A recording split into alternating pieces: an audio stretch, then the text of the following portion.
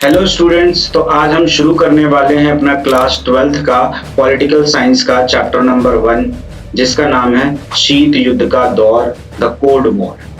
शीत युद्ध था क्या, हमें इस चैप्टर में डिटेल में समझना है। इसके प्रभावों को हमें देखना है, इसके क्या कारण थे और इंडिया की क्या प्रतिक्रिया थी, इन सब को हमें डिटेल में यहाँ पे समझना है। तो कोल्ड वॉर या शीत युद्ध दो महाशक्तियों के बीच में हुआ था। उसमें से एक महाशक्ति थी अमेरिका, जिसको यूएसए बोला जाता था, और दूसरा था यूएसएसआर, जिसको सोवियत संघ बोला जाता है। सोवियत संघ आज के समय में कोई देश नहीं है, ये टूट चुका है। इसमें टोटल 15 देश हुआ करते थे। सबसे बड़ा वाला हिस्सा था रूस का। तो बेसिकली कई लोग सोवियत संघ को रूस बोलते हैं, लेकिन रूस नहीं था। रूस के साथ टोटल 15 देश शामिल थे।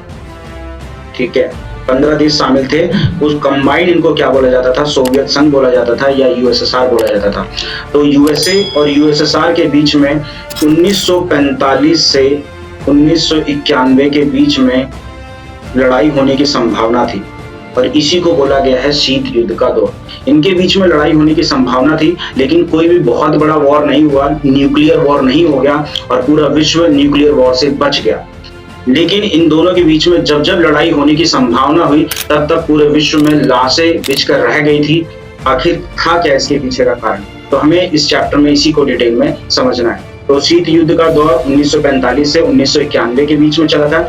इन दो महाशक्तियों में लड़ाई होने की संभावना थी। एक तरफ था यूएसए और एक तरफ था यूएसएसआर। तो इनके बीच में युद्ध होने की संभावना को समझने से पहले, मतलब शीत युद्ध को समझने से पहले हमें एक और युद्ध के बारे में समझना पड़ेगा। ठीक है, दो युद्धों के बारे में समझना पड़ेगा। तो आपने पढ़ भी रखा होगा पिछली क्लासेस में, फर्स्ट वर्ल्ड वॉर, प्रथम विश्व युद्ध। तो प्रथम विश्व युद्ध कब से कब तक चला था? 1914 से 1918 के बीच में चला था। ऑलमोस्ट 4 सालों तक ये वॉर चला था और बहुत ही भयानक युद्ध था, क्योंकि ये बड़े बड़े जो उस समय के ताकतवर देश थे, उनके बीच में लड़ा गया था।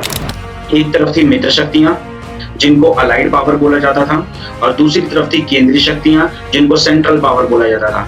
तो मित्र शक्तियों में एक तरफ था सोवियत संघ था, दूसरा था ब्रिटेन था, और तीसरा फ्रांस था। ये 3 देश एक तरफ थे, और भी बहुत से देश इनके साथ शामिल थे, लेकिन 3 सबसे मेन और उस समय के ताकतवर देश ये थे। तो ये एक तरफ थे, और दूसरी तरफ था जर्मनी, ऑस्ट्रिया और टर्की था, जिसको ओटोमन साम्राज्य बोला जाता था। ये 3 देश एक तरफ थे, और इनके बीच में युद्ध हुआ था फर्स्ट वर्ल्ड वॉर 1914 से 1918 के बीच में। यूएसए का इसमें कोई भी रोल नहीं था। यूएसए ने केवल और केवल इन सभी देशों को, मतलब इन देशों को फाइनेंशियली सपोर्ट किया था, लोन दिया था बस। तो यूएसए ने अपने आप को इन मामलों से दूर करके रख रखा था।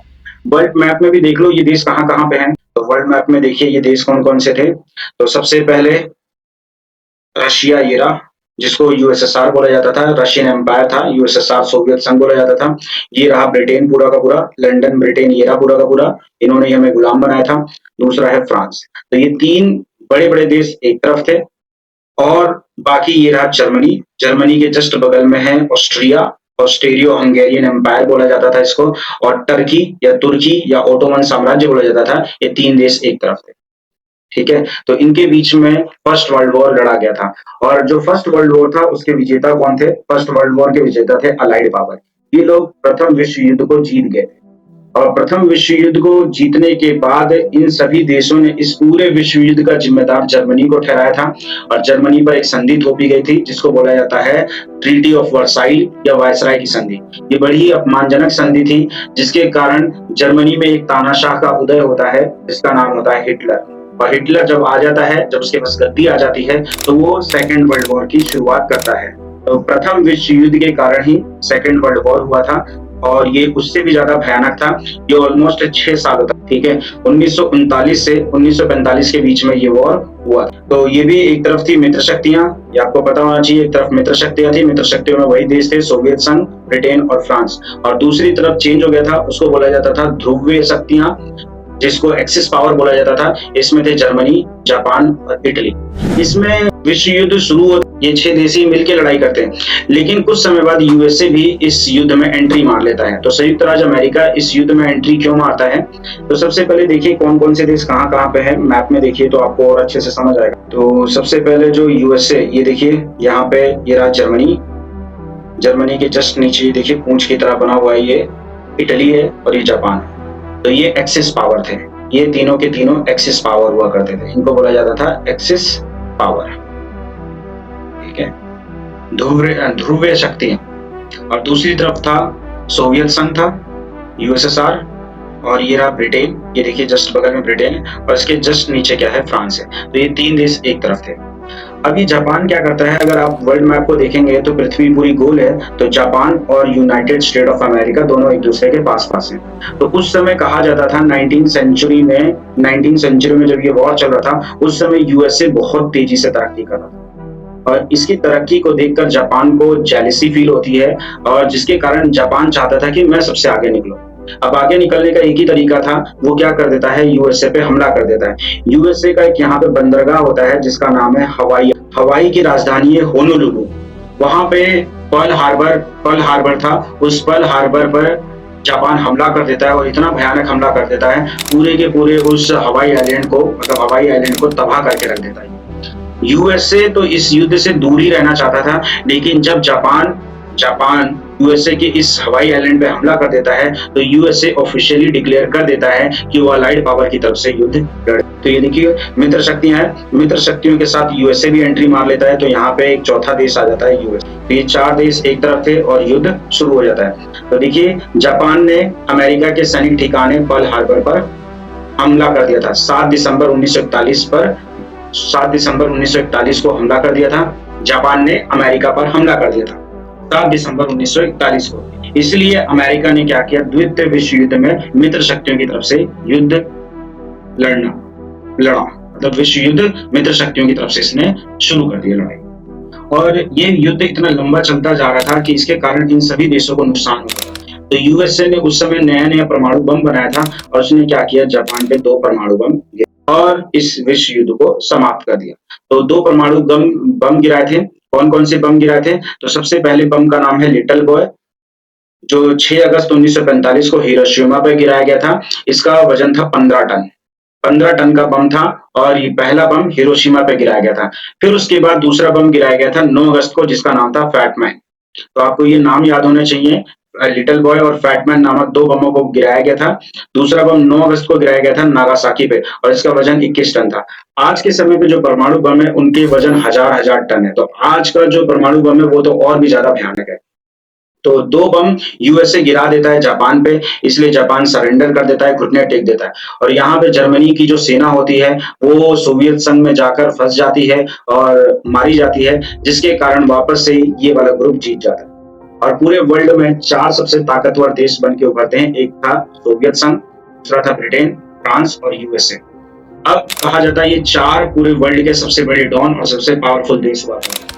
लेकिन ये विश्व युद्ध इतना भयानक था जिसके कारण जो ब्रिटेन है, ब्रिटेन की पूरी अर्थव्यवस्था तहस नहस हो जाती है और फ्रांस की भी अर्थव्यवस्था तहस नहस हो जाती है। इसलिए ये ताकतवर देश नहीं रहते। अब ताकतवर देश बचते कौन से, एक सोवियत संघ और एक यूएसए। तो इन दोनों के बीच में जो लड़ाई होने की संभावना थी उसी को बोला जाता है शीत युद्ध। तो शीत युद्ध का दौर कब से कब तक चला था, 1945 से 1991 के बीच में चला था। तो अब आपको समझ आ रहा होगा कि इनके बीच में कब से शुरू हुआ था, ये आपको बिल्कुल अच्छे से समझ आ रहा होगा। तो शीत युद्ध क्या है, सोवियत संघ और अमेरिका में लड़ाई होने की संभावना थी 1945 से 1991 के बीच में, इसीलिए इसको बोला जाता है शीत युद्ध। ठीक है, तो मैंने यही डेफिनेशन भी लिख रखी है, ये डेफिनेशन देखो। तो शीत युद्ध से अभिप्राय है ऐसी अवस्था से जब 2 देश या 2 से अधिक देशों में तनावपूर्ण वातावरण हो। तनावपूर्ण का मतलब लड़ाई होने की संभावना हो, लेकिन उनके बीच में कोई भी वास्तविक युद्ध ना हो, तो ऐसी स्थिति को बोला जाता है शीत युद्ध। ठीक है, सेकेंड वर्ल्ड वॉर के बाद, मतलब जब सेकेंड वर्ल्ड वॉर खत्म हुआ था उसके बाद ही 1945 से ही सोवियत संघ और अमेरिका के बीच में ये दोनों सबसे ताकतवर देश बन गए थे और ताकतवर बनने के कारण इन दोनों के बीच में टकरावपूर्ण स्थिति। आप ऐसे भी समझ सकते हैं कि सोचिए पूरे वर्ल्ड में 2 डॉन हो गए थे। अब दोनों डॉन क्या चाहेंगे कि मैं सबसे बड़ा डॉन बन जाऊं, और दोनों एक दूसरे से जेलसी फील करते थे और दोनों एक दूसरे पे हमला करने की सोचते थे। तो ऐसे ही यहाँ पे भी था, सोवियत संघ अपने आप को ताकतवर समझता था, अमेरिका भी अपने आप को ताकतवर समझता था। दोनों एक दूसरे से हमेशा कॉम्पीट करते थे, मतलब एक दूसरे से आगे निकलना चाहते थे और कभी कभार इन दोनों के बीच में लड़ाई होने की संभावना भी रहती थी, इसी को बोला जाता है शीत। तो आखिर इनके बीच में लड़ाई होने की संभावना क्यों थी, इसके पीछे का सबसे बड़ा कारण है इन दोनों की आइडियोलॉजी, इन दोनों की विचारधारा। इन दोनों की विचारधारा बिल्कुल ही अलग थी। अब इनकी विचारधारा थी क्या? तो ये जो अमेरिका है, ये पूंजीवादी विचारधारा को फॉलो करता था। पूंजी, जिसको बोला जाता है कैपिटलिस्ट या कैपिटलिज्म। तो अमेरिका कैपिटलिज्म को फॉलो करता था। कैपिटलिज्म का बेनिफिट ये होता है कि यहाँ पे सरकार का, गवर्नमेंट का कोई भी कंट्रोल नहीं होता। गवर्नमेंट का कंट्रोल कम से कम होता है, ठीक है। और यहाँ पे सभी के पास प्राइवेट प्रॉपर्टी होती है, निजी संपत्ति होती है। लोग अपनी मर्जी से सामान का उत्पादन करेंगे और जितने चाहे उतने दामों में बेचेंगे। सरकार केवल रूल्स एंड रेगुलेशंस बना। यहाँ पे आपको प्राइवेट हॉस्पिटल्स, प्राइवेट स्कूल्स, हर चीज प्राइवेट आपको देखने को मिलेगी। तो जहाँ पे सारी चीजें प्राइवेट होती हैं, तो हम बोलते हैं उस देश ने कौन सी विचारधारा को फॉलो किया है? कैपिटलिज्म को फॉलो। वही जो सोवियत संघ था, वो साम्यवादी विचारधारा को मानता था। इस साम्यवादी विचारधारा को मानता था, जिसको बोला जाता है कम्युनलिज्म।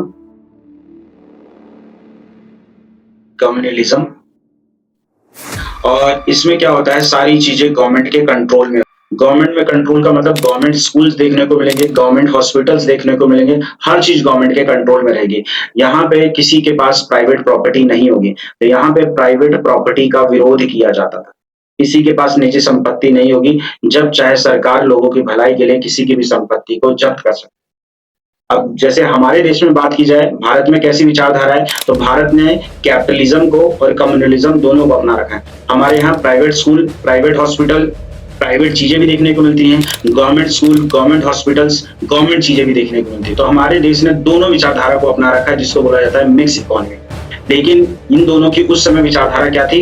ये पूंजीवादी विचारधारा थी इसकी, और साम्यवादी विचारधारा थी। और दोनों के बीच में विचारधारा की लड़ाई बहुत लंबे समय तक। आपको लग रहा होगा ये विचारधारा तो छोटी सी बात है, लेकिन ये बहुत बड़ी बात है। आप खुद भी सोच सकते हैं कि जैसे आपके घर में मम्मी पापा हैं, दोनों की विचारधारा में बिल्कुल अलग होता है, मतलब दोनों की विचारधारा बिल्कुल अलग रहती है, तो दोनों के बीच में लड़ाई होने की संभावना है। वैसे ही यहाँ पे था, पूरे विश्व में दो विचारधारा थी और दोनों ही विचारधारा बिल्कुल एक दूसरे के अपोजिट थी। इस वजह से इन दोनों के बीच में शत्रुता बढ़ने लग गई थी और दोनों के बीच में लड़ाई होने की संभावना। तो ये लिख रखा है, शीत युद्ध काल में दो विचारधाराएं थी। पहली विचारधारा को बोला गया पूंजीवादी विचारधारा। अमेरिकी गुट मतलब अमेरिका पूंजीवादी का समर्थक था, पूंजीवादी विचारधारा को मानता था। इसमें सरकार का हस्तक्षेप कम होता है, मतलब सरकार का कोई कंट्रोल नहीं होता है। और यहाँ पे निजी संपत्ति को बढ़ावा दिया जाता है, प्राइवेट प्रॉपर्टी को बढ़ावा दिया जाता है। वहीं बात करें साम्यवाद की, कम्युनलिज्म की बात की जाए, तो सोवियत संघ इस विचारधारा का समर्थक था। इसमें सरकार का हस्तक्षेप सबसे ज्यादा होता है, सरकार ही सारी चीजों को कंट्रोल करने की कोशिश करती है। और तो यहाँ पे निजी संपत्ति का विरोध किया जाता है। ठीक है, आई होप आपको ये समझ आ गया होगा। तो दो विचारधाराओं के बीच में लड़ाई चल रही थी इस शीत युद्ध के काल में। अब एक क्वेश्चन ये पूछा जाता है कि जब अमेरिका ने जापान पर परमाणु बम गिराया था, तो कई लोगों ने इसको सपोर्ट किया कि हाँ बम गिराकर तुमने ठीक, लेकिन कई लोगों ने क्या किया, इसका विरोध किया। तो आखिर क्या कारण थे? तो अलग अलग लोगों ने अलग अलग तर्क दिए बम गिराने के।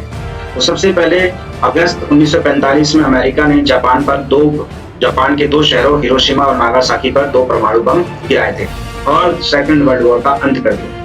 अब कई लोगों ने पता है इसका विरोध किया। इसका विरोध इसलिए किया, आलोचना की, क्योंकि कई लोगों का कहना ये था ना कि ये जो अमेरिका ने ये जो परमाणु बम गिराया है ना, ये सोवियत संघ को डराने के लिए गिराया है। क्यों? क्योंकि ये जो सोवियत संघ है, ये एशिया के देशों से मित्रता कर रहा, इनसे वित्तीय सहायता प्राप्त करने की कोशिश कर रहा था और इनको अपने कंट्रोल में लाना चाहता था। जो बात अमेरिका को सहन नहीं है, उसे लगा कि कहीं मैं पावरफुल की कैटेगरी से हट ना जाऊं, मतलब मेरे से ज्यादा पावरफुल ये ना बन जाए। इस वजह से अमेरिका ने सोवियत संघ को डराने के लिए परमाणु बम का प्रयोग किया। ठीक है, इसीलिए कई लोग इसकी आलोचना करते हैं। ठीक है, और लेकिन कई लोग, यही लिखा हुआ है, देखिए मैंने ये नोट्स में भी ये लिखा हुआ है, अमेरिका के इस कदम का उद्देश्य सोवियत संघ को एशिया और अन्य जगहों पर सैन्य और राजनीतिक लाभ उठाने से रोकना था। अमेरिका ये एहसास दिलाना चाहता था सोवियत संघ को कि पूरे विश्व में सबसे पावरफुल वही है। तो मतलब एक होता है ना कि कई बार क्या होता है कि हम अपनी पावर दिखाने के लिए किसी कमजोर पर ताकत दिखाते हैं ताकि सामने वाले को हम डरा सके। तो अमेरिका ने भी यही किया था।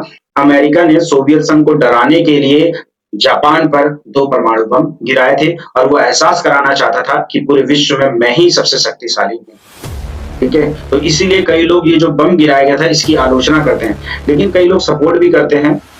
अब अमेरिका ने बोला कि भैया ये युद्ध बहुत ज्यादा लंबा चल गया था, ये युद्ध, अमेरिका ने बोला कि ये युद्ध बहुत लंबा चल गया था और मेरे सारे दोस्तों को इससे हानि हो रही थी, तो मैंने इस युद्ध को जल्दी से खत्म करने के लिए इस जापान पर मैंने क्या किया, 2 परमाणु बम गिराए।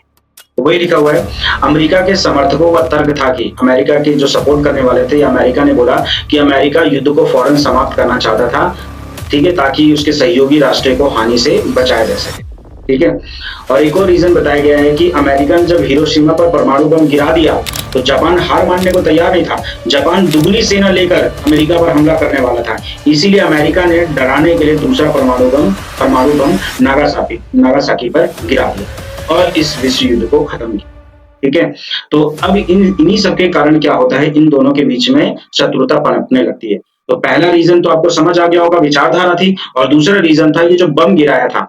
तो सोवियत संघ को लगने लग गया ये जो बम गिराया गया था ना, ये मुझे डराने के लिए था, और सोवियत संघ डरने वाला नहीं था। उसने क्या किया, अमेरिका का मुकाबला किया और अमेरिका के साथ शत्रुता ले ली, और इसके कारण दोनों के बीच में लड़ाई होने की संभावना बनी रही, ठीक है। आई होप आपको ये समझ आ गया होगा। तो स्टूडेंट अपना अगला टॉपिक देख लेते हैं। अगला टॉपिक है क्यूबा मिसाइल संकट क्या है, या क्यूबन मिसाइल क्राइसिस क्या था, या क्यूबा मिसाइल संकट को शीत युद्ध का चरम बिंदु क्यों कहा जाता है।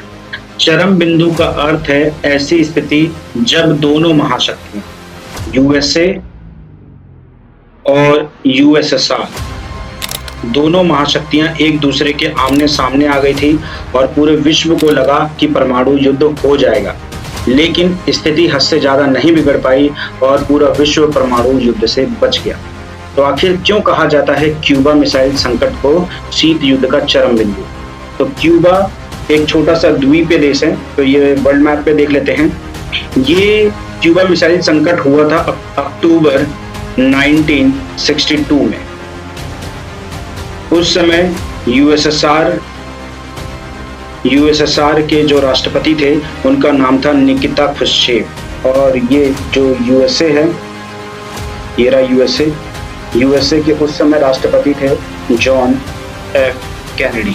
यहीं पे एक छोटा सा द्वीपीय देश है, ये रहा, इसी को बोला गया है क्यूबा। क्यूबा में उस समय फिदेल कास्त्रो की सरकार, ये एक तानाशाह नेता थे, कास्त्रो की सरकार थी, और जो क्यूबा है ये साम्यवादी विचारधारा को मानता। तो क्यूबा एक तटीय देश है, जो पास तो किसके है, अमेरिका के, देख रहे हो पास में दिख रहा हो, अमेरिका के पास में, लेकिन ये अपना माई बाप किसको मानता है, यूएसएसआर को मानता है। क्यों? क्योंकि दोनों की विचारधारा क्या है, सेम है। ये अमेरिका के पास में है और अमेरिका पूंजीवादी विचारधारा को मानता है, और अमेरिका पूरी तरीके से साम्यवाद को खत्म कर देना चाहता है, ठीक है। इसीलिए जो फिदेल कास्त्रो हैं वो ज्यादातर अपना जुड़ाव किसको रखते हैं, यूएसएसआर के साथ अपना जुड़ाव रखते हैं। अब होता क्या है, अक्टूबर 1962 में जो यहाँ के राष्ट्रपति होते हैं निकिता खुश्चेव क्यूबा को अपने सैनिक अड्डे के रूप में बदल देते हैं और क्यूबा में अपनी परमाणु मिसाइलें लाकर तैनात कर देते हैं। यहाँ पे ऐसे ऐसे परमाणु मिसाइलें लाकर तैनात कर देते हैं। अब इससे इनको ये फायदा होता कि यहाँ से मिसाइल अगर यूएसए पे मारी जाएगी तो यूएसए के दुगने ठिकानों को निशाना बनाया जा सकता था और यूएसए को सबसे ज्यादा नुकसान पहुंचाया जा सकता। अब अमेरिका को इसकी खबर 21 दिन बाद पता लगती है। 21 दिन बाद यानी 3 हफ्ते बाद, 3 हफ्ते बाद उनको ये पता लगता है। 3 वीक्स यानी 21 डेज बाद इनको पता लगता है कि निकिता खुश्चेव ने यहाँ पे मिसाइलें तैनात कर दी। इसीलिए जॉन एफ कैनेडी ने अपने जंगी जहाजों को भेजा कि जाओ, जो भी यूएसएसआर से क्यूबा को मदद आ रही है उसको जाकर रास्ते में ही, और दोनों महाशक्तियों के जो जंगी जहाज हैं, परमाणु लेस जो जहाज हैं, एक दूसरे के आमने सामने आ जाते हैं और पूरे विश्व को लगता है कि परमाणु युद्ध हो जाएगा, ठीक है, परमाणु युद्ध हो जाएगा। लेकिन स्थिति हद से ज्यादा नहीं बिगड़ पाती है और पूरा विश्व परमाणु युद्ध से बच जाता है। इसीलिए क्यूबा मिसाइल संकट को शीत युद्ध का चरम बिंदु कहा जाता है। तो यही चीज मैंने नोट्स में भी लिख रखा है। देखिए, क्यूबा एक छोटा सा द्वीपीय देश है जो अमेरिका के तट से लगा हुआ है, अमेरिका के नजदीक है, लेकिन क्यूबा का जुड़ाव सोवियत संघ से। अब सोवियत संघ से इसलिए जुड़ा हुआ है क्योंकि क्यूबा के जो नेता हैं फिदेल कास्त्रो, वो साम्यवादी विचारधारा को मानते हैं और अमेरिका साम्यवाद को खत्म कर देना चाहता है, जबकि सोवियत संघ क्या करता है, साम्यवाद को सपोर्ट करता है। तो जो सोवियत संघ है वो समय समय पर इसको सलाह मशवरा भी देता रहता है और साथ ही साथ क्यूबा को वित्तीय सहायता भी देता रहता है। अब निकिता खुश्चेव जो सोवियत संघ के नेता थे, उन्होंने क्यूबा को अपने सैनिक अड्डे के रूप में बदल दिया और 1962 में खुश्चेव ने अपनी परमाणु मिसाइलें ले जाकर क्यूबा में तैनात कर दी। अब इससे फायदा ये हुआ कि अमेरिका के दुगने ठिकानों को निशाना बनाया जा सकता था, अमेरिका को ज्यादा से ज्यादा नुकसान पहुंचाया जा सकता था। अमेरिका को इसकी खबर 3 हफ्ते बाद पता लगती है, 21 दिन बाद पता लगती है, और जैसे ही अमेरिका को ये बात पता लगती है, अमेरिका के जो नेता होते हैं जिनका नाम होता है जॉन एफ कैनेडी, वो अपने जंगी जहाजों को भेजते हैं और कहते हैं कि जाओ, जो सोवियत संघ से मदद आ रही है क्यूबा को, उसको रोको। और दोनों महाशक्तियां एक दूसरे के आमने सामने आ जाती हैं और सभी को लगता है कि परमाणु युद्ध हो जाएगा, लेकिन स्थिति बिगड़ नहीं पाती और पूरा विश्व परमाणु युद्ध से बच जाता है। लेकिन ऐसी स्थिति की लड़ाई हो ही सकती थी, इसीलिए कहा जाता है शीत युद्ध को, मतलब क्यूबा मिसाइल संकट को शीत युद्ध का चरम युद्ध। आई होप आपको ये समझ आ गया होगा, काफी इंपॉर्टेंट है ये, तो आपको ये पता होना चाहिए। उसके बाद अगला टॉपिक हम देख लेते हैं। अगला टॉपिक हमें ये समझना है शीत युद्ध के क्या क्या कारण थे। ठीक है, तो ये 6 मार्क्स का एग्जाम में आया हुआ भी टॉपिक है, तो आपको याद होना चाहिए ये शीत युद्ध के कारण क्या क्या थे, ये हमें डिस्कस करना है बहुत अच्छे से। तो मैंने ऑलरेडी आपको बता रखा है, सबसे पहला रीजन क्या था, second world war. Second world war इसीलिए था, सेकेंड वर्ल्ड वॉर शीत युद्ध का सबसे बड़ा कारण था। मैंने बताया था अमेरिका ने जापान पर परमाणु बम क्यों डाला था, यूएसएसआर को डराने के लिए, ताकि वो दिखा सके कि पूरे विश्व में सबसे ज्यादा शक्तिशाली वही देश। तो सेकेंड वर्ल्ड वॉर एक बहुत बड़ा रीजन था शीत युद्ध के शुरू होने। दूसरा रीजन था साम्यवाद का भय। अमेरिका कौन सी विचारधारा को मानता था, पूंजीवादी। अमेरिका पूंजीवादी को मानता था, साम्यवाद का विरोध करता था, और जबकि जो सोवियत संघ था वो साम्यवाद को सपोर्ट करता था, और अमेरिका कभी भी नहीं चाहता था कि साम्यवाद पूरे विश्व में फैले। तो विचारधारा की लड़ाई के कारण इन दोनों में शत्रुता पनपने लग गई। तो ये शीत युद्ध का सबसे बड़ा कारण था। उसके बाद क्या था, सेकेंड वर्ल्ड वॉर, वही जस्ट पहले पॉइंट से ही निकला ये पॉइंट है, महाशक्तियों का उदय। महाशक्तियों के उदय में बता रखा है कि सेकेंड वर्ल्ड वॉर के बाद 2 सबसे पावरफुल कंट्रीज निकल के आती हैं, एक अमेरिका निकल के आता है, एक सोवियत संघ निकल के आता है, और दोनों एक दूसरे को दिखाना चाहते थे कि हम दूसरे से ज्यादा पावरफुल हैं, तुमसे ज्यादा पावरफुल हैं। इस वजह से इनके बीच में शीत युद्ध शुरू हो जाता है। ठीक है, एक ये भी रीजन मान सकते हैं कि जो सोवियत संघ था वो एशियाई देशों से मित्रता कर रहा था, शक्तिशाली संगठन के रूप में उभर रहा था और एशिया के देशों से साठगांठ कर रहा था। इस वजह से अमेरिका को ये बात सहन नहीं हुई, इसीलिए भी अमेरिका सोवियत संघ से जेलसी फील करता था और उसे अपना दुश्मन बना लेता। बर्लिन की दीवार, ये छोटा सा पॉइंट है, ये आपको याद होना चाहिए। बर्लिन क्या है, जर्मनी की राजधानी है, जर्मनी की राजधानी बर्लिन है। ठीक है, तो वहां पे एक दीवार बनाई गई है बर्लिन में, ये रहा जर्मनी की राजधानी बर्लिन है, यहाँ पे एक दीवार बनाई गई है। वो दीवार कहा जाता है, उस दीवार के इस तरफ, इस दीवार के इस तरफ सारी की सारी दुनिया को साम्यवादी दुनिया बोला जाता है, और इस दीवार के इस तरफ सबको पूंजीवादी दुनिया बोला जाता है। तो ये भी एक रीजन था दोनों के बीच में लड़ाई का, क्योंकि इन्होंने अपनी अपनी दुनिया बांट रखी थी, पूंजीवादी और साम्यवादी। ठीक है, लास्ट वन ये काफी इंपॉर्टेंट है, मार्शल योजना क्या थी। तो 23 अप्रैल 1947 को अमेरिका द्वारा मार्शल योजना चलाई जाती है। मार्शल योजना का मेन उद्देश्य ये होता है, मार्शल योजना अमेरिका द्वारा चलाई जाती है, और अमेरिका का मेन उद्देश्य ये होता है ना, ये जितने भी देश हैं, ये जितने भी ये देश हैं, यूरोपीय देश, पश्चिमी यूरोपीय देश हैं, जितने भी पश्चिमी यूरोपीय देश हैं, इनकी जो अर्थव्यवस्था थी वो वर्ल्ड वॉर के कारण खराब हो गई थी, सेकेंड वर्ल्ड वॉर के कारण खराब हो गई थी। तो अमेरिका ने इनको सहायता दी थी 12 अरब डॉलर की, 12 अरब डॉलर की। और अमेरिका ने ये सहायता इसलिए दी थी ताकि ये सारे देश अमेरिका का सपोर्ट कर सके। तो मार्शल योजना चलाई गई थी अमेरिका द्वारा 1947 में, और इनको 12 अरब डॉलर दिए जाएंगे, जो इनकी अर्थव्यवस्था सेकेंड वर्ल्ड वॉर के कारण खराब हो गई है, तो इनको रिस्टोर करने के लिए, इकोनॉमिक क्राइसिस से बचाने के लिए अमेरिका ने इनको पैसे दिए थे। और ये बात यूएसएसआर को सहन नहीं होती। यूएसएसआर को लगता है कि अमेरिका उससे दुश्मनी निकालने के लिए इन सभी देशों को क्या कर रहा है, अपने कंट्रोल में लाने की कोशिश कर रहा है। तो ये भी एक बहुत बड़ा रीजन था जिसकी वजह से शीत युद्ध शुरू होता है। तो ये आपको 6 कारण याद रखने हैं। सबसे पहला कारण था सेकेंड वर्ल्ड वॉर, ठीक है। दूसरा है साम्यवाद का भय, महाशक्तियों का उदय होता है। सोवियत संघ भी एक पावरफुल कंट्री के रूप में उभर रहा था, इस वजह से बर्लिन की दीवार सबसे बड़ी, मतलब बर्लिन की दीवार सबसे बड़ा प्रतीक था पूंजीवादी और साम्यवादी दुनिया का, ये भी पता होना चाहिए। और लास्ट वन मार्शल योजना, ठीक है। और ये जितने भी देश हैं, अब अमेरिका अपना ग्रुप बना रहा था, तो अमेरिका ने क्या किया, बहुत सारे देशों को अपने कंट्रोल में लाने की कोशिश की और अपने कुछ संगठन बनाए। तो अमेरिका ने एक बहुत ही पावरफुल संगठन बनाया था, वही अपना अगला टॉपिक है। तो अमेरिका ने 3 संगठन बनाए थे। सबसे पहला बनाया था नाटो, जो आज भी है। एक बनाया था सीटो, SEATO, सीटो, और दूसरा बनाया था सेंटो, ठीक है। तो अमेरिका ने 3 ग्रुप बनाए थे ताकि वो बहुत सारे देशों को अपने ग्रुप में शामिल कर सके। उसमें से सबसे पावरफुल ग्रुप है नाटो। तो नाटो की स्थापना कब की थी? तो 1949 में अमेरिका ने नाटो की स्थापना की थी। नाटो को अमेरिका ने अपने मित्र राष्ट्रों के सहयोग से बनाया था। इसका पूरा नाम है उत्तरी अटलांटिक संधि संगठन। उत्तरी अटलांटिक संधि संगठन, जिसको इंग्लिश में बोला जाता है N stand for north, A for Atlantic treaty organization. तो आपको नाम याद होना चाहिए, नाटो संगठन का पूरा नाम क्या है? उत्तरी अटलांटिक संधि संगठन या नॉर्थ अटलांटिक ट्रीटी ऑर्गेनाइजेशन। 1949 में अमेरिका द्वारा इस ग्रुप को बनाया गया था। इसका मुख्य उद्देश्य ये था कि इसमें जितने भी सदस्य देश हैं, शुरुआत में 12 देश थे, तो ये सदस्य देश मिलकर रहेंगे, ठीक है। अगर किसी एक पर भी हमला किया जाएगा तो ऐसा माना जाएगा इन 12 पे हमला किया गया है और ये 12 लोग मिलकर उसका मुकाबला करेंगे, ठीक है। इसमें कौन कौन से देश शामिल थे? बेल्जियम था, डेनमार्क था, कनाडा था, फ्रांस था, इटली था, ये सारे देश इसमें शामिल थे। और शुरुआत में इसमें 12 देश थे, लेकिन आज के समय में वर्तमान में इसमें 29 देश, ठीक है। तो आपको याद होना चाहिए क्यों बनाया गया था। इनका मेन उद्देश्य ये था कि ये 12 सदस्य देश मिलकर रहेंगे। अभी 29 हैं तो 29 मिलकर रहेंगे। अगर किसी एक पर हमला करोगे तो सब पे हमला माना जाएगा और उस पर सभी देश मिलकर हमला करेंगे, ठीक है। उसके बाद अगला देश है, अगला ग्रुप है सीटो। तो सीटो और सेंटो ये दोनों भी अमेरिका द्वारा बनाए गए थे। तो सीटो का पूरा नाम है दक्षिणी पूर्व एशियाई संधि संगठन।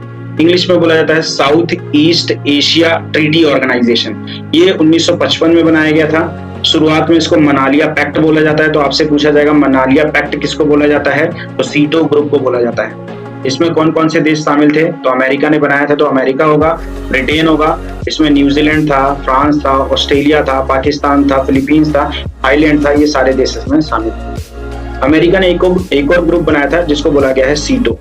तो सीटो का पूरा नाम है केंद्रीय संधि संगठन या सेंट्रल ट्रीटी ऑर्गेनाइजेशन बोला जाता है। ये भी 1955 में अमेरिका ने बनाया था और इसको शुरुआत में बगदाद पैक्ट के नाम से जाना जाता है, ठीक है। उसके बाद अमेरिका ये ग्रुप 1955 में बनाया गया था, अमेरिका ने बनाया था और इसमें इराक, ईरान हो गया, पाकिस्तान हो गया, टर्की हो गया, ब्रिटेन हो गया, ये सारे देश शामिल थे। लेकिन 1959 में इराक ने इस संगठन को क्या किया था? छोड़ दिया था। तो ये 1 नंबर के लिए पूछा जा सकता है, सीटो को किस देश ने छोड़ दिया था? तो इराक ने छोड़ दिया। अब बताइए, अमेरिका अपने ग्रुप बना रहा है तो क्या यूएसएसआर चुप रहेगा? तो यूएसएसआर ने भी अपना एक ग्रुप बनाया था जिसको बोला जाता है वार्सा संधि। तो वार्सा ग्रुप या वार्सा संधि बोला जाता है। तो यूएसएसआर ने ये ग्रुप कब बनाया था? 1955 में बनाया था। ये वार्सा नामक जगह पे हुई थी जो कहाँ पे है? पोलैंड पे है। इस संगठन में जो नए नए देश थे, जैसे अल्बानिया हो गया, बुल्गारिया हो गया, हंगरी हो गया, रोमानिया हो गया, ये सारे देश शामिल थे। इनका मुख्य उद्देश्य यही था, ये जो नाटो है ना, नाटो का मुकाबला करना। लेकिन जैसे ही यूएसएसआर टूटता है तो ये ग्रुप भी टूट के खत्म हो जाता है, ठीक है। तो आपको समझ आ गया होगा अमेरिका ने कितने ग्रुप बनाए थे? 3 ग्रुप बनाए थे। पहले ग्रुप का नाम क्या है? नाटो। दूसरे ग्रुप का नाम है सीटो और तीसरे ग्रुप का नाम है सेंटो।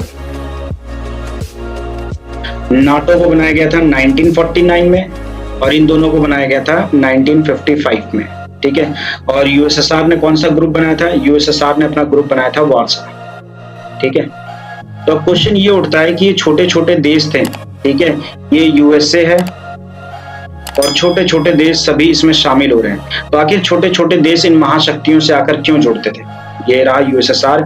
यूएसएसआर में भी बहुत सारे देश आकर जुड़ गए और यूएसएसआर के साथ अपना ग्रुप बना लिया। तो क्वेश्चन ये होता है, छोटे छोटे देश क्यों जुड़ना चाहते थे इन महाशक्तियों से? ठीक है, तो सबसे पहले सुरक्षा का वादा मिल जाता था इनको, बढ़िया से सुरक्षा मिल जाती थी।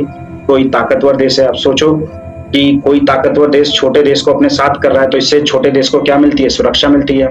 उन्हें हथियार मिल सकते हैं, आधुनिक हथियार मिल जाते थे, नई टेक्नोलॉजी मिल जाती थी छोटे देशों को, और तो और कभी उधार पैसा चाहिए होता है तो महाशक्तियों से उन्हें उधार भी मिल जाता था। तो इस वजह से छोटे छोटे देश बड़े बड़े इन महाशक्तियों में शामिल हो। ठीक है, ठीक है, चलो छोटे देश तो शामिल हो गए। अब ये जो बड़े देश थे, यूएसए छोटे देशों को अपने साथ क्यों रखता था? ठीक है, क्यों रखता था यूएसए छोटे देशों को? तो अगला टॉपिक यही है कि महाशक्तियां छोटे देशों के साथ सैन्य गठबंधन क्यों करती थी, या महाशक्तियां छोटे देशों को अपने ग्रुप में क्यों शामिल करती थी? महाशक्तियों का इससे क्या फायदा होता था? तो महाशक्तियों को भी इससे बहुत ज्यादा फायदा होता था। सबसे पहले ये जो महाशक्तियां थी उनके भू क्षेत्रों का प्रयोग करती थी। भू क्षेत्रों के प्रयोग करने का मतलब है उनकी जमीनों पर अपने सैनिक अड्डे बना लेते थे, अपने हथियारों को और सेना का वहां से प्रयोग कर सकते थे। जैसे एक एग्जाम्पल दिया था अभी आपको कि यूएसएसआर ने क्या किया था, क्यूबा को अपना दोस्त बना लिया और क्यूबा में अपने क्या कर दिया, मिसाइलें स्थापित कर दी थी।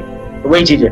ठीक है, दूसरा वही सैनिक अड्डे बना देना, तो जस्ट इसी पॉइंट से निकला है कि वहां पे खुद छोटे देशों को इसलिए रखते थे ताकि वहां पे अपना सैनिक अड्डा बना सके और दूसरी वाली महाशक्ति पे निगरानी रख सके।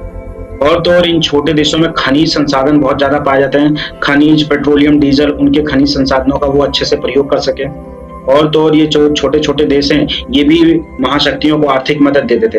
अब सोचो कि अगर अमेरिका की सेना जाकर किसी दूसरे देश में रहेगी, छोटे देश में रहेगी, तो वो छोटा देश क्या करेगा, उस सारे सेना का खर्चा वही छोटा देश उठाएगा। तो इससे जो बड़ी बड़ी महाशक्तियां होती थी उनको आर्थिक मदद मिल जाती थी। और लास्ट वन, ये विचारधारा की लड़ाई थी। विचारधारा की लड़ाई में सहयोग का होना जरूरी है। ठीक है, तो जैसे विचारधारा, यूएसए कौन सी विचारधारा मानता है? पूंजीवादी। अगर पूंजीवादी लोग बहुत ज्यादा लोग मानेंगे तो उसकी विचारधारा मानी जाएगी। तो विचारधारा की लड़ाई में सहयोग की जरूरत होती थी, तो सहयोग के लिए ये छोटे छोटे देशों को महाशक्तियां अपने साथ रखती थी। ठीक है, तो आई होप आपको समझ आ रहा होगा ये। तो स्टूडेंट नेक्स्ट टॉपिक देख लेते हैं। नेक्स्ट टॉपिक अपना ये है कि गुट निरपेक्ष आंदोलन क्या था और इसके संस्थापक देश कौन थे। यह गुट निरपेक्ष आंदोलन ने कैसे तीसरी दुनिया का विकल्प दिया, या गुट निरपेक्ष आंदोलन को कैसे तीसरी दुनिया के विकल्प के रूप में समझा जाता है। ठीक है, तो बेसिकली हमें ये समझना है इस टॉपिक में कि जब पूरा विश्व या तो अमेरिका में मिल रहा था, मतलब पूरे विश्व के जो देश थे ज्यादातर वो या तो अमेरिका में मिल रहे थे या तो यूएसएसआर में मिल रहे थे, तो भारत का स्टैंड किस साइड था? भारत किसकी तरफ था, यूएसए की तरफ या यूएसएसआर की तरफ? तो हमें इस टॉपिक में यही समझना है। तो बताया गया है कि पहली दुनिया या पूर्वी दुनिया किसको बोला जाता था? यूएसए को बोला जाता था, अमेरिका को बोला जाता था पूर्वी दुनिया। और दूसरी दुनिया किसको बोला जाता था? यूएसएसआर को बोला जाता था। तो ज्यादातर देश इसमें शामिल हो रहे थे। लेकिन भारत ने क्या किया? भारत ने इन दोनों ग्रुप में शामिल नहीं हुआ। भारत ने अपना एक अलग ग्रुप बनाया जिसको बोला जाता था नाम, या बोला जाता था नॉन अलाइड मूवमेंट। तो भारत ने अपना एक अलग ग्रुप बना लिया। अब भारत ने ऐसा इसलिए किया क्योंकि भारत का कहना ये था कि अभी तो हम आजाद हुए हैं, मतलब भारत को आजादी 1947 में मिली थी और कोल्ड वॉर एरा इन दोनों के बीच में शुरू हो गया था 1945 से। तो भारत ने बोला कि अभी तो हम आजाद हुए हैं, अभी हम गरीबी की चपेट में हैं और वापस से हम किसी प्रकार के युद्ध में नहीं लगना चाहते, इन दोनों के युद्ध में नहीं पड़ना चाहते, हम अपना विकास करना चाहते हैं। इसलिए भारत ने अपना एक अलग ग्रुप बनाया। और भारत ने अकेले ये ग्रुप नहीं बनाया, इसके साथ 5 देश और शामिल थे। तो टोटल 5 देश थे जो फाउंडिंग मेंबर्स थे, 5 संस्थापक देश थे, वो भी हम पढ़ेंगे। तो पांचों देशों ने मिलकर अपना एक अलग ग्रुप बनाया जिसको बोला जाता था नाम, या नॉन अलाइड मूवमेंट बोला जाता था, गुट निरपेक्ष आंदोलन। ठीक है, तो गुट निरपेक्ष आंदोलन था क्या?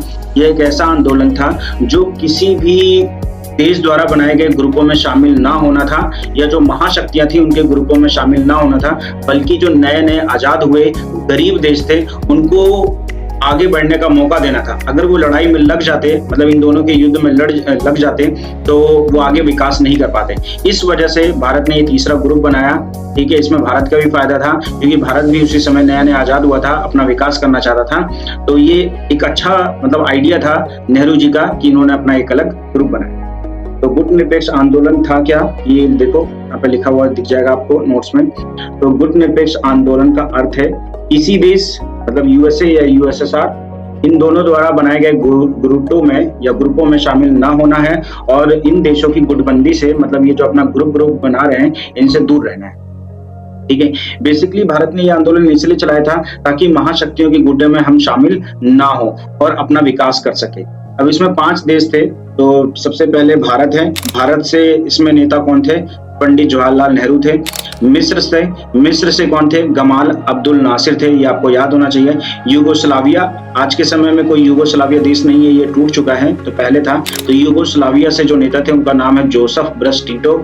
और इंडोनेशिया से कौन थे? सुकर्णो। और एक घाना देश है, घाने से वामे एनक्रूमा थे। तो इन 5 नेताओं ने मिलकर अपना एक अलग ग्रुप बनाया जिसको बोला जाता है गुटनिरपेक्ष आंदोलन। ठीक है। इसका पहला मीटिंग हुआ था, पहला सम्मेलन हुआ था 1961 में, बेलग्रेड्स में हुआ था। और शुरुआत में 28 देश थे इसमें, लेकिन जैसे जैसे समय बीता, मतलब आज के समय में वर्तमान में बात करें तो इसमें 120 सदस्य देश हैं। इनका मेन उद्देश्य ये था कि आपस में सहयोग करेंगे, व्यापार को बढ़ाएंगे, लेकिन जैसे जैसे नए नए देश इसमें जुड़ते चले गए, इनका हित और स्वरूप भी बदलता गया। इन्होंने एक अच्छी अपॉर्चुनिटी दी। जो मतलब अल्प विकसित देश थे, कमजोर देश थे और नए नए आजाद हुए देश थे, उनको आगे बढ़ाने के लिए उन्होंने इस ग्रुप ने एक अच्छी अपॉर्चुनिटी दे दी कि वो लड़ाई में, यूएसए और यूएसएसआर की लड़ाई में नहीं पड़ेंगे और अपना विकास कर सकते।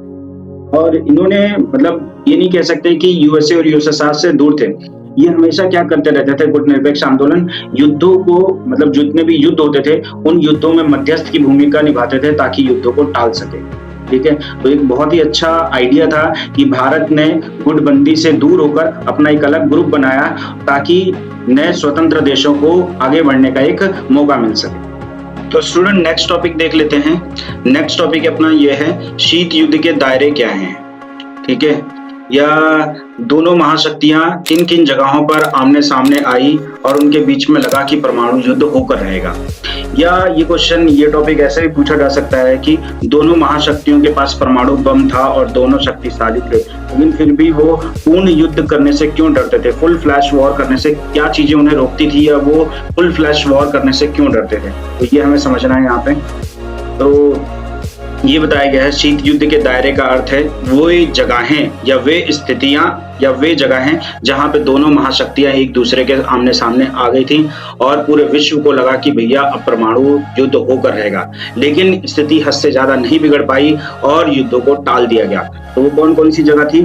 एक कोरिया जगह थी, बर्लिन हो गया, कांगो हो गया, क्यूबा मिसाइल संकट हमने पढ़ रखा है, वियतनाम वॉर हो गया। इन सब जगहों पे, इन 5 जगहों पर दोनों महाशक्तियां आमने सामने आ गई थी और लगा कि परमाणु युद्ध अब हो ही जाएगा, लेकिन स्थिति हद से ज्यादा नहीं बिगड़ पाई। हाँ, लाखों लोग मारे गए, लेकिन फिर भी पूरा विश्व परमाणु युद्ध से बच गया। तो कहा जाता है ना ठंडा युद्ध, इसलिए कहा जाता है क्योंकि लड़ाई हुई, लोग मारे भी गए, लेकिन फिर भी एक पूर्ण रूप से वॉर नहीं हो पाया, परमाणु युद्ध से पूरा का पूरा विश्व बच गया। ऐसा इसलिए था कि दोनों फुल फ्लैश वॉर करने से इसलिए डरते थे क्योंकि दोनों महाशक्तियां जानती थी कि परमाणु बम से होने वाले विध्वंस की मार झेलना किसी भी राष्ट्र के बस की बात नहीं है। ठीक है। अब दोनों ही देश बहुत ज्यादा तरक्की कर चुके थे, अगर दोनों एक दूसरे से वॉर करते तो लड़ाई में एक ही पक्ष घायल नहीं होता या एक ही पक्ष की बर्बादी नहीं होती। दोनों के पास परमाणु बम थे तो दोनों ही मारे जा सकते थे, दोनों ही खत्म हो सकते थे। इसलिए ये लोग परमाणु युद्ध करने से हमेशा डरते रहते थे और इनका ये भी मानना था कि दुनिया का कितना भी बड़ा लाभ हो, कितना भी बड़ा राजनीतिक लाभ हो, वो परमाणु युद्ध को उचित ठहरा ही नहीं सकता है। परमाणु बम से होने वाला जो विध्वंस होता है वो बहुत ही ज्यादा भयानक होता है, तो इसीलिए ये हमेशा फुल फ्लैश वॉर करने से डरते थे। ठीक है। तो आई होप आपको समझ आ रहा होगा शीत युद्ध के दायरे का अर्थ है वे जगहें या वे क्षेत्र। ठीक है। जगहें या वे क्षेत्र जहां पे दोनों महाशक्तियां एक दूसरे के आमने सामने आ गई थी और पूरे विश्व को लगा कि परमाणु युद्ध होकर रहेगा, लेकिन विश्व परमाणु युद्ध से बच जाता है, परमाणु युद्ध नहीं होता, इन युद्धों को टाल दिया जाता है। वो जगहें कौन सी थी? तो आपको याद होना चाहिए, कोरियन वॉर, बर्लिन हो गया, कांगो हो गया, क्यूबा मिसाइल संकट हो गया, वियतनाम हो गया, और भी बहुत सारी जगहें थी, लेकिन ये मेन थी। ठीक है। तो मैं आपको अलग से एक वीडियो बनाऊंगा जिसमें मैं कोरियन वॉर के बारे में, कांगो वॉर के बारे में और वियतनाम वॉर के बारे में आपको डिटेल में बताऊंगा। ठीक है जी। तो आगे चलते हैं। तो याद रखना, ये फुल फ्लैश वॉर करने से क्यों हमेशा डरते रहते थे या परमाणु युद्ध करने से क्यों हमेशा डरते रहते थे? तो इनको पता था कि परमाणु बम का जो विध्वंस होगा उसकी मार झेलना किसी भी राष्ट्र के बस की बात नहीं है, और इनका कहना यह था कि कोई भी लाभ हो वो परमाणु युद्ध को उचित नहीं ठहरा सकता है। ठीक है। अब जो हमारे गुटनिरपेक्ष के देश थे ना, वो जब भी इनके बीच में लड़ाई होती थी ना, तो हमारे जो गुटनिरपेक्ष देशों के नेता होते थे, वो इनके बीच में समझौता कराने के लिए चले जाते थे या मध्यस्थ की भूमिका निभाने के लिए चले जाते थे या कॉम्प्रोमाइज करवाते थे। तो जैसे देखो, गुटनिरपेक्ष आंदोलन के जो प्रमुख नेता थे, जिनका नाम है पंडित जवाहरलाल नेहरू, इन्होंने जब उत्तरी कोरिया और दक्षिणी कोरिया के बीच में जब विवाद चल रहा था, तो उसके बीच में उन्होंने मध्यस्थ की भूमिका निभाई थी। और तो और हमने उस समय जब उत्तरी कोरिया और दक्षिणी कोरिया में लड़ाई चल रही थी, तो हमने दक्षिणी कोरिया को बहुत सी मदद की थी, अपनी मेडिकल फैसिलिटी भेजी थी, जिससे आज जो कोरिया है, दक्षिणी कोरिया, वो हमेशा भारत का साथ देता रहा है। तो हमने हमेशा दूसरे देशों की मदद की है, ठीक है। और जब कांगो का युद्ध हुआ था, कांगो वॉर में जो संयुक्त राज्य अमेरिका के महासचिव थे उस समय के, उन्होंने मध्यस्थ की भूमिका निभाई थी और कांगो का जो वॉर था उसको रुकवाया था। इससे यह स्पष्ट होता है कि महाशक्तियां भी यह बात समझ गई थी कि युद्धों को किसी भी तरीके से हमें क्या करना है, टालना है, ठीक है। तो आई होप आपको ये समझ आ गया होगा। ये एक नंबर के लिए याद रखना है। जब कोरियन वॉर चल रहा था तो समझौता किसने करवाया था? जो पंडित जवाहरलाल नेहरू ने। और जब कांगो का संकट चल रहा था तो दोनों के बीच में समझौता किसने करवाया था? संयुक्त राष्ट्र संघ के महासचिव। अब हम समझ लेते हैं अगला टॉपिक कि जो शीत युद्ध था, शीत युद्ध से हथियारों की होड़ भी शुरू होती है, ठीक है। मतलब ज्यादा से ज्यादा हथियार रखना भी चाहते थे और वहीं पे हथियारों पर नियंत्रण लगाने के लिए कुछ संधियां भी की जाती हैं। आखिर दोनों मतलब एक तरफ हथियार ज्यादा से ज्यादा बनाने की कोशिश कर रहे हैं और एक तरफ हथियारों को बनाने पर रोक भी लगा रहे हैं। तो ऐसा क्यों हुआ था शीत युद्ध के दौरान? ठीक है, तो इसको समझना है, यही अपना अगला टॉपिक है। तो शीत युद्ध में हथियारों की होड़ शुरू हो गई थी। हथियारों की होड़ क्यों शुरू हो गई थी? क्योंकि अमेरिका और सोवियत संघ दोनों एक दूसरे से ज्यादा शक्तिशाली बनना चाहते थे, ठीक है। दोनों एक दूसरे से बहुत ज्यादा पावरफुल बनना चाहते थे, इस वजह से हथियारों की होड़ शुरू हुई, ठीक है।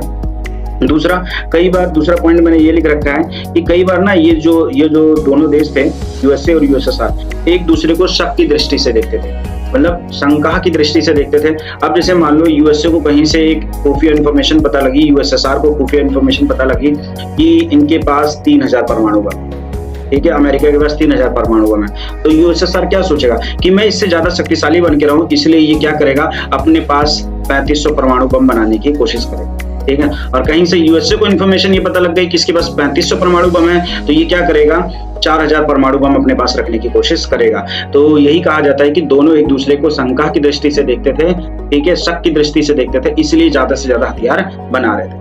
यही मैंने दूसरे पॉइंट में एक्सप्लेन कर रखा है। और लास्ट वाला पॉइंट बड़ा इंटरेस्टिंग है कि अगर ज्यादा से ज्यादा हथियार होंगे ना, तो युद्ध से बचे रहेंगे, युद्ध की आकांक्षा क्या हो जाएगी, रुक जाएगी, ठीक है। इसको हम एग्जाम्पल से समझते हैं कि सपोज कीजिए कि 2 बच्चे हैं।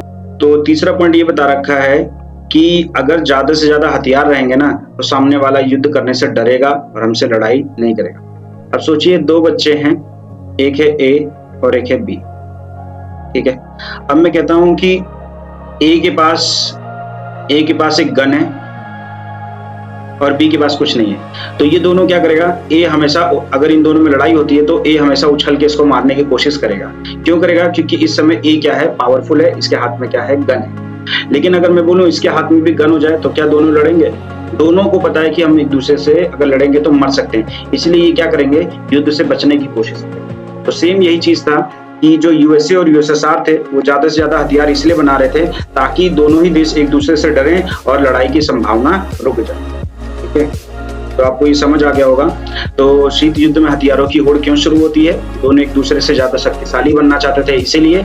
सेकंड पॉइंट बता रखा है कि दोनों एक दूसरे को संदेह की दृष्टि से देखते थे और उन्हें नहीं पता था कि सामने वाला कितना शक्तिशाली है, इसीलिए अगर उन्हें कहीं पे भी गुप्त इंफॉर्मेशन पता लगती थी दूसरे के बारे में, तो उससे ज्यादा हथियार बनाने की कोशिश करते थे। लास्ट वन, कि अगर ज्यादा से ज्यादा हथियार रहेंगे तो सामने वाला युद्ध करने से हमें डरे, मतलब युद्ध करने से हमसे डरेगा और हमसे लड़ाई नहीं करेगा, ठीक है। आई होप आपको ये समझ आ रहा होगा। उसके बाद कहा जाता है कि शीत युद्ध में हथियार तो बनाए गए, लेकिन हथियारों पर नियंत्रण भी रखा गया था। ऐसा इसलिए क्योंकि दोनों ही देश जानते थे कि युद्ध का जो विध्वंस होता है वो बहुत ही ज्यादा भयानक होता है। अगर परमाणु युद्ध हुआ तो कोई भी देश परमाणु की मार नहीं झेल पाएगा। इसलिए दोनों महाशक्तियों ने क्या किए, कुछ समझौते किए ताकि हम क्या कर सकें, ये हथियारों की होड़ को रोक सके। तो पहली संधि इन्होंने की थी परमाणु परीक्षण प्रतिबंध संधि। परमाणु परीक्षण प्रतिबंध संधि, या इसको बोला जाता है limited test ban treaty, LTBT बोलते हैं, ठीक है। तो अमेरिका, ब्रिटेन और सोवियत संघ ने इसे 1963 में किया था। इसमें ये कहा गया था कि अगर कोई भी देश परमाणु बम बना लेता है तो उसका अंतरिक्ष में, हवा में, पानी में और जमीन पर परीक्षण नहीं करेगा। अब जैसे मान लीजिए आपने कोई बम बना लिया है, अब बम तब तक सक्सेसफुल नहीं होगा जब तक उसका एक टेस्ट ना किया जाए। अब मान लीजिए आपने बम बना लिया और वो फुस्सी निकल गया, फिर तो युद्ध हार जाओगे। तो इसीलिए कहा जाता है जब भी परमाणु बम बनाया जाता है तो उसका टेस्ट किया जाता है। लेकिन इन्होंने क्या किया, अमेरिका और सोवियत संघ जैसे बड़े बड़े देशों ने, इनके पास ऑलरेडी परमाणु बम है। अमेरिका हो गया, ब्रिटेन हो गया, सोवियत संघ हो गया, इनके पास परमाणु बम था। और इन्होंने फिर क्या बोला कि कोई भी देश, ये ताकतवर देश है, अब इनकी तो बात माननी पड़ेगी। तो इन्होंने क्या बोला, हमारे पास तो परमाणु बम है, चलो ठीक है, अब से कोई भी परमाणु बम अगर बना लेता है तो अंतरिक्ष में, हवा में, पानी में, जमीन पर कहीं परीक्षण नहीं करेगा। तो सोचिए अब कहां परीक्षण करेगा। भारत ने अपना परमाणु बम बनाया था 1998 में। तो सोचिए परमाणु बम भारत ने बना लिया तो भारत ने क्या किया था, भारत ने उसका टेस्ट किया था। तो भारत ने इस संधि को नहीं माना था और भारत ने इस संधि को तोड़ा भी नहीं था। इन्होंने क्या बोला है, अंतरिक्ष में परीक्षण मत करो, हवा में मत करो, पानी में मत करो, जमीन में मत करो, जमीन पर मत करो। हमने क्या किया, जमीन के अंदर बेसमेंट बनाकर किया था परीक्षण। ठीक है, तो हमने इस संधि को ना ही माना था और ना ही हमने इस संधि को तोड़ा था। दूसरा था एनपीटी। एनपीटी क्या है, परमाणु अप्रसार संधि। इसमें ये कहा जाता है कि अगर ये 1970 में किया गया था, इसमें ये कहा गया था कि पूरे विश्व में जो परमाणु बम है वो कोई भी, मतलब अगर किसी देश को परमाणु बम बनाने आता है तो किसी दूसरे देश को ये परमाणु टेक्नोलॉजी साझा नहीं करेगा। ठीक है, तो परमाणु हथियारों के प्रसार पर रोक लगाने के लिए इसको बनाया गया था, इस संधि को, कि अगर किसी भी देश को परमाणु बम बनाने आता है तो वो परमाणु बम बनाने का तरीका किसी दूसरे देश को नहीं बताएगा। ठीक है, उसके बाद एबीएमटी किया गया था, 1969 में किया गया था। और इसमें ये कहा गया था जो घातक हथियार हैं, ठीक है, घातक हथियार जो हाइड्रोजन या परमाणु बम है, उनकी संख्या में कमी लाई जाएगी। ठीक है, और एक और संधि की गई थी, नाभिकीय आपूर्तिकर्ता समूह या एनएसजी बोला जाता है, न्यूक्लियर सप्लायर ग्रुप बोला जाता है। इसको 1974 में किया गया था। कि देखिए परमाणु बम बनाया किससे जाता है, यूरेनियम से बनाया जाता है। ठीक है, और यूरेनियम के दो प्रयोग हैं। यूरेनियम का प्रयोग से आप बिजली बना सकते हो और यूरेनियम से आप परमाणु बम बना सकते हो। तो अगर कोई भी देश इस संधि पर या इस समूह में शामिल होगा तो वो यूरेनियम का प्रयोग केवल और केवल बिजली बनाने में या अपने उद्योगों के लिए कर सकता है, लेकिन परमाणु बम बनाने में नहीं कर सकता। या जो भी देश इस ग्रुप में शामिल होगा उसे ही यूरेनियम दिया जाएगा और किसी को यूरेनियम नहीं दिया जाएगा। इस संधि का मुख्य उद्देश्य ये था कि परमाणु हथियारों पर क्या लगा दें, रोक लगा। और भी कई सारी संधियां की गई थी, जैसे SALT I, SALT II किया गया था। इसमें घातक हथियारों को बनाने पर रोक लगाने की बात कही गई थी। ये जस्ट आपको डेट याद रख लेनी है, 1969 में हुआ था, 1972 में हुआ था। घातक हथियारों को बनाने पर रोक याद रखना है। और START I किया गया था, START II भी किया गया था। इसमें ये कहा गया था कि जितने भी घातक हथियार हैं उनकी संख्या में हम कमी लेकर आएंगे। मतलब जो घातक हथियार हैं जितने बन गए हैं, लेकिन अब दोबारा हम नहीं बनाएंगे और धीरे धीरे उन घातक हथियारों में कमी लेकर आएंगे। ये 1991 और 1993 में किया गया था। तो इन सब संधियों से हमें पता लगता है कि कहीं ना कहीं जो महाशक्तियां थी ना, वो परमाणु युद्ध के वार को समझती थी, उसके विध्वंस को समझती थी। इसलिए इन्होंने क्या किया, हथियारों की संख्या में कमी लाने के लिए इतनी सारी संधियां की। तो आई होप आपको ये समझ आ रहा होगा। नेक्स्ट टॉपिक देख लेते हैं स्टूडेंट्स। तो नेक्स्ट टॉपिक अपना ये है, पृथकतावाद या अलगाववाद की नीति क्या है, या इसको बोला जाता है पॉलिसी ऑफ सेपरेटिज्म। और दूसरी है तटस्थता की नीति क्या है, जिसको बोला जाता है पॉलिसी ऑफ आइसोलेशनिज्म बोला जाता है। ठीक है, तो जो गुटनिरपेक्ष देश हैं, क्या इन्होंने पॉलिसी ऑफ सेपरेटिज्म या पॉलिसी ऑफ आइसोलेशनिज्म को अपनाया था या नहीं अपनाया था, या पृथकतावाद की नीति और तटस्थता की नीति क्या है, इनको हमें यहाँ पे समझना है। ठीक है, तो पहले गुटनिरपेक्ष आंदोलन का मतलब क्या होता है। गुटनिरपेक्ष आंदोलन का मतलब होता है महाशक्तियों के गुटों में शामिल ना होना। ठीक है, और ये आंदोलन या ये ग्रुप इसलिए बनाया गया था ताकि जितने भी नए नए स्वतंत्र देश हैं वो महाशक्तियों के पिछलग्गू ना बने और अपनी स्वतंत्र और मुक्त विदेश नीति क्या करें, अपनाएं। ठीक है, तो कई लोगों का कहना ये है कि ये जो गुटनिरपेक्ष देश थे, इन्होंने पृथकतावाद की नीति अपनाई थी। तो पृथकतावाद की नीति का मतलब क्या होता है, अपने आप को अंतर्राष्ट्रीय मामलों से दूर रखना या अलग करके रखना, ठीक है, दुनिया में क्या चल रहा है उससे हमें मतलब नहीं है, हमें केवल और केवल अपने मामले देखने हैं, तो अंतर्राष्ट्रीय मामलों से दूर रहना है। अमेरिका ने 1787 से फर्स्ट वर्ल्ड वॉर तक अपने आप को पूरी दुनिया से अलग करके रखा था। उसे पूरी दुनिया में क्या चल रहा है उससे कोई मतलब नहीं था, ठीक है। तो इसको बोला जाता है पॉलिसी ऑफ सेपरेटिज्म। लेकिन जो हमारे गुटनिरपेक्ष देश हैं उन्होंने इस प्रकार की कोई भी नीति नहीं अपनाई, ठीक है।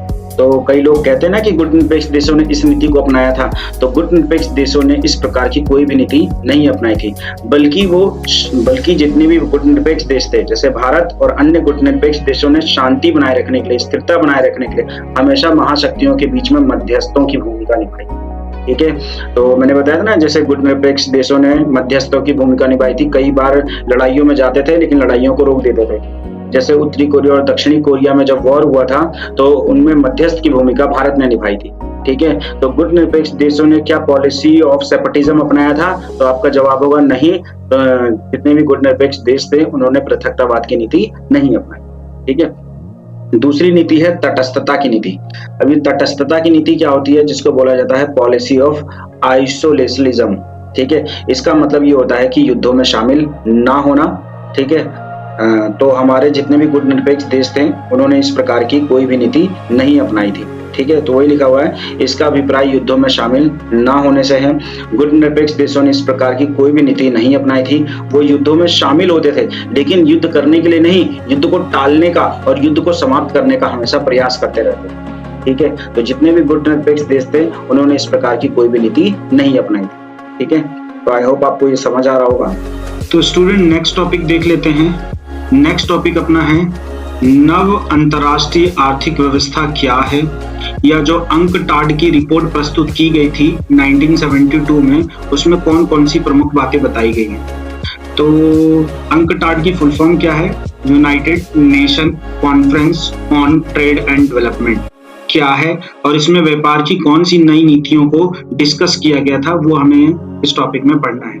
तो एक संगठन है जिसका नाम है UNO। आप चैप्टर नंबर 6 में इसको पढ़ोगे भी डिटेल में, जिसको हिंदी में बोला जाता है संयुक्त राष्ट्रीय संघ, यूनाइटेड नेशन ऑर्गेनाइजेशन। ये बहुत बड़ा संगठन है और इसमें 193 देश शामिल हैं, और इनका एक मीटिंग हुआ था 1972 में व्यापार से रिलेटेड और डेवलपमेंट से रिलेटेड। उसमें कुछ प्रमुख बातें बताई गई थी, उन्हीं को हमें यहाँ पे समझना है।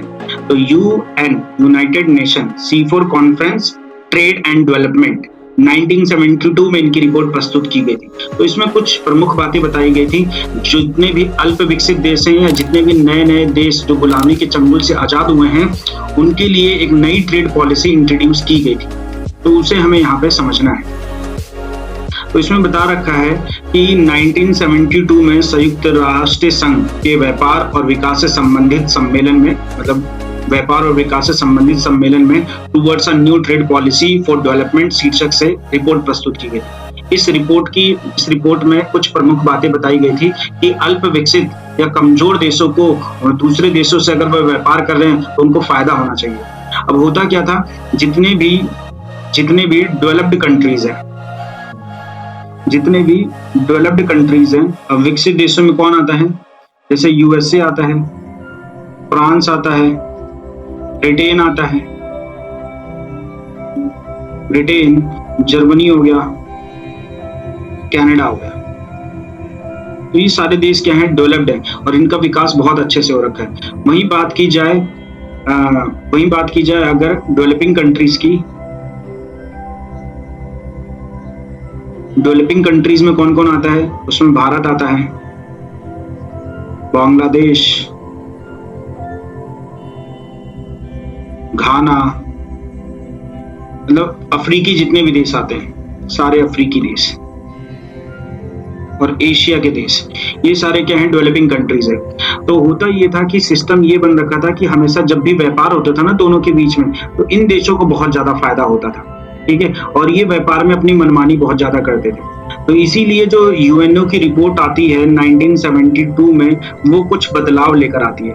वो क्या क्या बदलाव लेकर आती है? तो सबसे पहले बदलाव ये लेकर आया जाता है कि जितने भी डेवलपिंग कंट्रीज हैं, हमेशा व्यापार के नियमों को ऐसा बनाया जाएगा जिससे इनको ज्यादा छूट मिले और इनको ज्यादा फायदा मिले। तो पहला ये डिसीजन लिया जाता है, मतलब व्यापार प्रणाली को सुधारा जाता है। ठीक है, ट्रेड दोनों देशों के बीच में ट्रेड करने के सिस्टम को सुधारा जाता है। पहला पॉइंट ये बता रखा है। उसके बाद बता रखा है कि अब इन देशों ने क्या किया था, इन सभी देशों को अपना गुलाम बना रखा था। ठीक है, तो जब भी जो ये विकसित देश है, इन्होंने गुलाम बना रखा था और इनके सभी संसाधनों का, नेचुरल रिसोर्सेज का प्रयोग ये अपने फायदे के लिए करते हैं। लेकिन अब ये कहा गया कि अब ये आजाद हैं और अपने नेचुरल रिसोर्सेज का जैसे चाहें वैसे प्रयोग कर सकते हैं अपने फायदे के लिए, ये कहा गया। और इसमें ये भी कहा गया कि ये जितने भी डेवलपिंग कंट्रीज है, ये अपना सामान ले जाकर इन देशों में बेच सकते हैं। ठीक है, उन्हें छोटा मोटा टैक्स देना होगा, ठीक है, टैरिफ लगेगा थोड़ा बहुत, और ये अपना सामान इन देशों में ले जाकर बेच सकते हैं और ये कोई भी रोक टोक नहीं लगाएंगे। दूसरा, अगर इन देशों को कोई नई टेक्नोलॉजी चाहिए तो वो क्या कर सकते हैं, यहाँ से उस नई टेक्नोलॉजी को सस्ते में मंगवा सकते हैं, ये कहा गया इसमें। ठीक है, और ये कहा गया कि जितने भी बड़े बड़े ऑर्गेनाइजेशंस हैं, जैसे यूएनओ है, यूएनडीपी है, डब्ल्यूटीओ है, या WTO तो नहीं था उस समय गेट था, WHO हो गया, ये सारे जितने भी बड़े बड़े ऑर्गेनाइजेशंस हैं, इन सभी ऑर्गेनाइजेशन में इन डेवलपिंग कंट्रीज की भूमिका को बढ़ाया जाएगा। तो ये 5 बातें कही गई थी। पहली बात थी कि जो व्यापार प्रणाली है उसको बदला जाएगा, उस सिस्टम को। दूसरा, कहा गया था कि ये अपने रिसोर्सेज का प्रयोग पूरी तरीके से कर सकते हैं, जिनका प्रयोग पहले ये लोग करते थे जब इन्होंने गुलाम बना रखा था। ठीक है, तीसरा ये कहा गया कि ये अपना सामान ले जाकर इन देशों में बेच सकते हैं। चौथी बात ये कही थी, ये लोग नई नई टेक्नोलॉजी इन देशों से मंगवा सकते हैं, जितने भी डेवलपिंग कंट्रीज है ये टेक्नोलॉजी मंगवा सकते हैं। और लास्ट में ये कहा गया था कि इनकी भूमिका को बढ़ाया जाएगा, जितने भी बड़े बड़े ऑर्गेनाइजेशन हैं उनमें इन देशों की भूमिका को बढ़ाया जाएगा। तो यही बातें लिखी हुई है। ठीक है, तो अगर पूछा जाए 1972 की UNCTAD towards a new trade policy में क्या क्या बातें बताई गई थी, तो वही है, विश्व व्यापार प्रणाली में सुधार लाया जाएगा। पहली बात तो ये बताई गई थी।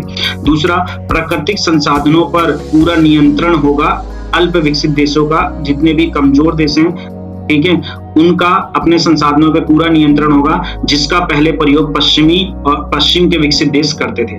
ठीक है, और ये बता रखा है अल्प विकसित देश अपना सामान पश्चिमी देशों के बाजारों में ले जाकर बेच सकते हैं। ठीक है, इससे गरीब देशों को लाभ होगा। और फोर्थ पॉइंट ये बता रखा है कि पश्चिमी देशों से कम कीमत पर अल्प विकसित देश नई नई टेक्नोलॉजी भी मंगवा सकते हैं। और तो और ये जो अल्प विकसित देश हैं, उनका अंतर्राष्ट्रीय संस्थानों में जो बड़े बड़े ऑर्गेनाइजेशन है, जैसे यूएनओ हो गया, ठीक है, गेट, आज के समय में इसको बोला जाता है WTO बोला जाता है, WHO हो गया, जितने भी बड़े बड़े ऑर्गेनाइजेशन हैं, उन सभी बड़े बड़े ऑर्गेनाइजेशन में इन छोटे देशों की भूमिका को बढ़ाया जाएगा। ठीक है, आई होप आपको ये समझ आ गया होगा। अगला टॉपिक देख लेते हैं। अगला टॉपिक ये बता रखा है, वही गुट निरपेक्ष आंदोलन क्या था, हमने पहले ही पढ़ रखा है। तो गुट निरपेक्ष आंदोलन के उद्देश्य हमें बताने हैं कि उनका क्या उद्देश्य था और कई बार उनकी आलोचना क्यों की जाती है, ये हमें समझना है। ठीक है, तो सबसे पहले गुट निरपेक्ष आंदोलन का मुख्य उद्देश्य ये था कि जितने भी नए नए उपनिवेश यानी गुलामी से आजाद हुए देश हैं, उनके बीच में जुड़ाव स्थापित करना था, ताकि वह मिलजुल कर रहें और अपनी समस्याओं का समाधान कर सके। अब जितने भी गुलाम हुए देश थे, अगर वो महाशक्तियों के पिछलग्गू बन जाते, महाशक्तियों की गुटों में शामिल हो जाते, तो वो अपने देश का विकास कभी नहीं कर पाते। ठीक है, तो गुट निरपेक्ष आंदोलन भारत ने, या नाम समूह जो तीसरी दुनिया है, भारत ने इसलिए बनाया ताकि जो कमजोर देश हैं, जो भी गुलामी के चंगुल से आजाद हुए हैं या गरीब देश हैं, वो इस ग्रुप में शामिल हों, सभी एक दूसरे से जुड़े और अपनी समस्याओं का समाधान मिलजुल कर करें। क्योंकि उस समय सभी की समस्याएं एक जैसी थी, गरीबी बहुत ज्यादा थी, इंफ्रास्ट्रक्चर कुछ नहीं था, देश का विकास नहीं हो पा रहा था, अगर लड़ाई करते तो और पीछे चला जाता। इस वजह से भारत ने उनको एक अपॉर्चुनिटी दी। भारत अपनी स्थिति को जानता था और भारत ने नया ग्रुप इसलिए बनाया ताकि और भी देश उसमें शामिल हो और अपनी समस्याओं का समाधान कर सके। ठीक है, तो पहला ये था जुड़ाव स्थापित करना। दूसरा ये था, गुट निरपेक्ष आंदोलन के जितने भी सदस्य देश थे, वो किसी भी महाशक्ति का पिछलग्गू नहीं बनने देना चाहते थे किसी और देश को।